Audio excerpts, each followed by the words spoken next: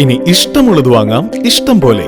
പ്രമുഖ കമ്പനികളുടെ mixie, gas stove, pressure cooker, steel, aluminium പാത്രങ്ങൾ, പ്ലാസ്റ്റിക് ഐറ്റംസ്, BLDC ഫാനുകൾ എന്നിവയുടെ വിപുലമായ ശേഖരം. SK trading home appliances, fire സ്റ്റേഷന് സമീപം, കുന്നംകുളം റോഡ്, ഓട്ടുപാറ. കോൺടാക്ട് 9744112205. എരുമപ്പെട്ടി ഗ്രാമപഞ്ചായത്ത് 2025-26 സാമ്പത്തിക വർഷത്തിലേക്ക് അവതരിപ്പിച്ച ബജറ്റ് തികച്ചും നിരാശാജനകമെന്ന് പ്രതിപക്ഷ മെമ്പർമാർ ആരോപിച്ചു. ഫണ്ട് നീക്കിവച്ചിട്ടില്ല. കാർഷിക മേഖലയെ പാടെ അവഗണിച്ചു.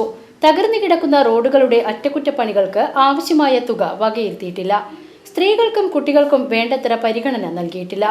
ഒരു വാർഡിൽ ഒരു ഗ്രൗണ്ട് എന്ന കഴിഞ്ഞ ബജറ്റിലെ പ്രഖ്യാപനം നടപ്പിലാക്കാതെ യുവജനങ്ങളെ ഈ ഭരണസമിതി വഞ്ചിച്ചുവെന്നും ആകാശപാത, നീന്തൽക്കുളം തുടങ്ങിയ പ്രഖ്യാപനങ്ങൾ നടപ്പിലാക്കുന്നതിൽ യാതൊരു നടപടിയും സ്വീകരിച്ചിട്ടില്ല എന്നും പ്രതിപക്ഷ നേതാവായ MC ഐജു, മെമ്പർമാരായ റീന വർഗീസ്, റിജി ജോർജ്, PK മാധവൻ, സതി മണികണ്ഠൻ എന്നിവർ അറിയിച്ചു.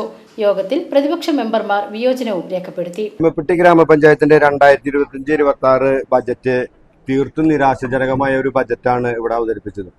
ഊതി വീർപ്പിച്ച ഒരു ബജറ്റ് എന്ന് പറയാം. എല്ലാ മേഖലകളെയും പ്രതിപാദിക്കുന്ന ഒരു ബജറ്റായിരുന്നില്ല ഇത്.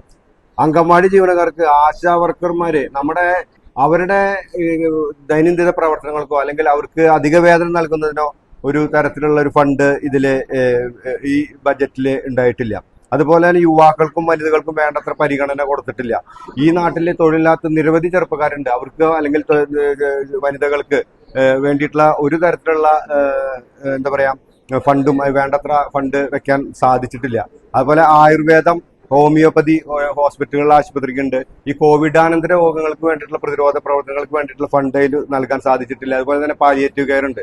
വേണ്ടത്ര ഉപകരണങ്ങൾ കൊടുക്കാൻ നമുക്ക് സാധിക്കാത്തൊരു ബജറ്റിന്. അത് മാത്രമല്ല 4 വർഷമായിട്ട് ബജറ്റിൽ അത് ആവർത്തിച്ചുകൊണ്ടിരിക്കുക എന്നല്ലാണ്ട് കഴിഞ്ഞ വർഷത്തെ ബജറ്റിന് ഇപ്രാവശ്യം അവതരിപ്പിക്കുന്ന പോലെയുള്ള ഒരു ബജറ്റ്, ഒരു വലിയൊരു ബജറ്റ്, എന്താ പറയുക, ഊതിയുറപ്പിച്ചൊരു ബജറ്റ് തന്നെയാണ് ഇവിടെ അവതരിപ്പിച്ചിട്ട്. കുടുംബശ്രീയുടെ ജനകീയ ഹോട്ടല് 3 വർഷത്തിന് അധികമായിട്ട് ജനകീയ ഹോട്ടൽ ഇവിടെ തുറന്ന് പ്രവർത്തിക്കാൻ സാധിക്കുന്നില്ല.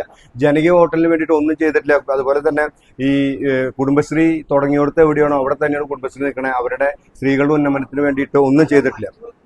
ഈ 3 വർഷത്തിലധികമായിട്ട് നമ്മൾ മാലിന്യ സംസ്കരണത്തിന് വേണ്ടിയിട്ട് ഇവിടെ ഹരിത കർമ്മസേനയെ ഉപയോഗിച്ചുകൊണ്ട് ജനങ്ങളുടെ അടുത്ത് പൈസ പിരിക്കാന്നല്ലാണ്ട് ഈ MCFകൾ പണിതുകൊണ്ട് ഈ മാലിന്യം നമ്മുടെ ശേഖരിച്ച് വെക്കാനുള്ള MCFകൾ വേണ്ടത്ര രീതിയിൽ ഇതുവരെ പഞ്ചായത്തിന് ചെയ്യാൻ അതിന് വേണ്ടത്ര ഫണ്ട് വെക്കാൻ സാധിച്ചിട്ടില്ല. കർഷകരുടെ കാര്യം പറയണമെങ്കിൽ നൽവിത്തിനുണ്ടായിരുന്ന സബ്സിഡി കഴിഞ്ഞ വർഷത്തോടുകൂടി വെട്ടിച്ചുരുക്കി വെറും 25% മാത്രമാക്കി നെൽകർഷകരെ അവതാളത്തിലാക്കി. അതുപോലെ തന്നെ കവുങ്ങ് കർഷകർക്ക്, അതുപോലെ പച്ചക്കറി കർഷകർക്ക് വേണ്ടത്ര സഹായം നമ്മുടെ ബജറ്റിൽ ഉൾക്കൊള്ളിക്കാൻ സാധിച്ചിട്ടില്ല. അതുപോലെ വന്യജീവി ആക്രമണം ശക്തമായിട്ടുള്ള ഒരു പഞ്ചായത്താണ്. ആ വന്യജീവികളെ നിന്ന് കർഷകരെ രക്ഷിക്കാൻ ഒരു തരത്തിലുള്ള ഫണ്ടും കൊടുക്കാനായിട്ട് സാധിച്ചിട്ടില്ല. News bureau, Erumapetty.